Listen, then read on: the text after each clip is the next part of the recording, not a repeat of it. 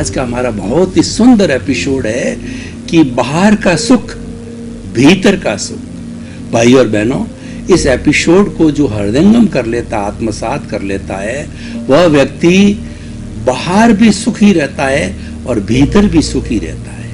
देखिए, जो कोई भी इंसान जन्म लेता है वह सुख चाहता है। एक कीड़ा मकोड़ा भी सुख चाहता है, दुख कोई नहीं चाहता। जो जिसने जीवन धारण कर लिया, जो जन्म गया, वो मरना नहीं चाहता। छोटी से छोटी चींटी भी मरना नहीं चाहती, वो भूखी रहना नहीं चाहती, उसके लिए प्रयास करती है। वह अनाज के दाने को ढूंढती है और प्रयास करके और वह उसमें सफल होती है। इसीलिए जो सुख, ये प्रथम आवश्यकता हो गई हर जीवित प्राणी की, मनुष्य की तो है ही है। तो इसीलिए हमने सुख को दो भागों में डिवाइड किया है, एक तो बाहर का सुख और भीतर का सुख। अब हम जानेंगे कि बाहर का सुख क्या है। बाहर का सुख है इंद्रिय सुख है। स्पर्शन रसन घ्राण चक्षु श्रोत्राणि इंद्रियाणि, ये 5 इंद्रियां, ये जो बाहरी जगत है उससे संपर्क करती और इनके 23 विषय है। उन विषयों की गहराई में नहीं जाना चाहता हूं, संक्षिप्त रूप में ये कहना चाहता हूं कि बाहर को सुख प्राप्ति करने के लिए पहली स्पर्श इंद्रिय है। व्यक्ति चाहता है कि मुझे अच्छा अच्छा स्पर्श मिले, मुझे कोमल स्पर्श मिले, और उस स्पर्श से जो एंजॉय करता है। रसन, रसन का मतलब स्वाद। व्यक्ति जो है स्वाद की चीजें खाना चाहता है, स्वादिष्ट चीजें लेना चाहता है और उसमें सुख की अनुभूति करता है। और तीसरा घ्राण, सुगंध, दुर्गंध आती है, दुर्गंध को छोड़ना चाहता है, सुगंध को लेना चाहता है। सुगंध के अंदर सुख की अनुभूति करता है, दुर्गंध में दुख की अनुभूति करता है।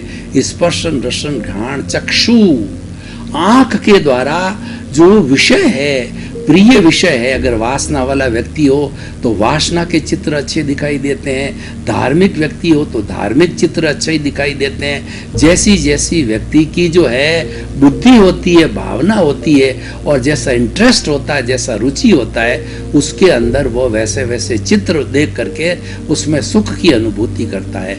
श्रोतेंद्रिय, कई लोग होते हैं जो कि केवल बाह्य जगत ही रहते हैं, जिनको जीवात्मा कहते हैं। वो ये चिंतन करते हैं, eat drink and B Mary, खाओ पियो और आराम करो। किसने परलोक देखा है, किसने स्वर्ग देखा है? और ये मनुष्य जीवन जो मिला है, ये एंजॉय करने के लिए मिला है। अगला जन्म मिले या न मिले, तो वह क्या है कि अच्छे फिल्मी गीत है, अश्लील गीत है, और जो शरीर के अंदर जो है, कहना चाहिए कि जो है वो इस तरीके की चीजें पैदा करे, मादकता, वैसी चीजों को ग्रहण करना चाहता है। तो इसीलिए उसमें सुख को मानता है। ये बाहर के सुख है। और हमारी जो मूलभूत आवश्यकता है, रोटी, कपड़ा, मकान, शिक्षा और चिकित्सा। हमको अच्छा खाना मिले, हम उसमें सुख अनुभव करते हैं। हमको अच्छे कपड़े मिले, हम उसमें सुख अनुभव करते हैं। और हमको अच्छा मकान मिले जिसमें सारी सुविधाएं हो, एसी हो, बिजली हो, सर्दी गर्मी के अनुकूल हो, वातानुकूल हो, तो वह उसके अंदर सुख की अनुभूति करता है।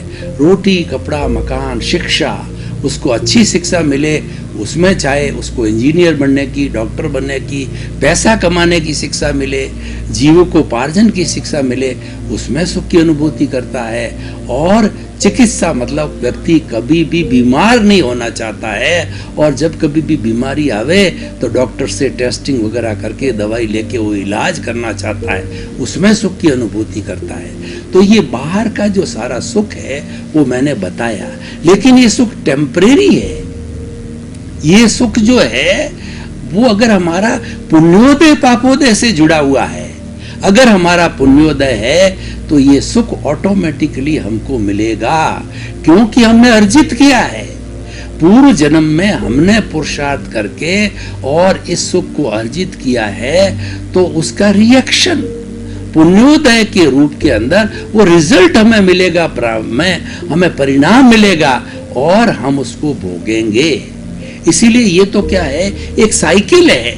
हम जो करके आए हैं यहाँ एंजॉय करेंगे, यहाँ जो हम करेंगे आगे जाके एंजॉय करेंगे। यानी हमारा भूतकाल का जो पुरुषार्थ है वो आज का भाग्य बनता है, और आज का पुरुषार्थ है वो आने वाले कल का भाग्य बनेगा। तो इस तरीके से एक सिक्के के दो पहलू है, भाग्य और पुरुषार्थ है एक सिक्के के पहलू है। Every coin contains two faces. I have not seen, or you might have also not seen, such a coin after making it in pieces. Even then there will be always two faces. इसका मतलब क्या है कि वो एक दूसरे के जो है वह पूरक है, कॉम्प्लीमेंट्री है।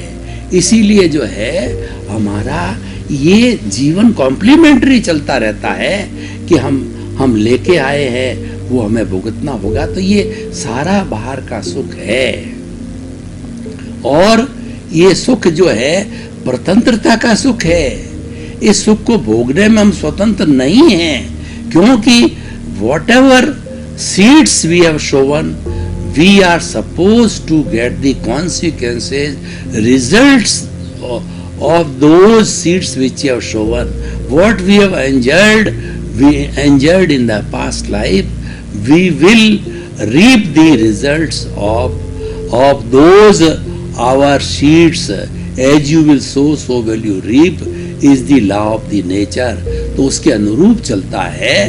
तो इसीलिए हमारे ये अधीन नहीं है, लेकिन फिर भी है जैसा है, हम ये बाहर का सुख भोग रहे हैं। लेकिन कुल मिलाकर के ये सुख जो है टेम्परेरी है, और ये सुख आपको देखना हो, पुण्योदय पापोदय का डिफरेंशिएट करना हो, भेद रेखा करनी हो, तो बड़ी अट्टालिकाओं के नीचे जो झुग्गी झोंपड़ियां बनती है उस स्थान पर जाइए, दोनों जगह जाइए। आप अट्टालिका के अंदर भी जो है वो जाकर के लोगों को देखिए कितना बढ़िया जीवन जी रहे हैं, एंजॉय कर रहे हैं, सब सुख सुविधाएं हैं। और वो नीचे जो झुग्गी झोंपड़ी में लोग रहते हैं उनको देखिए, उनके पापोदय है।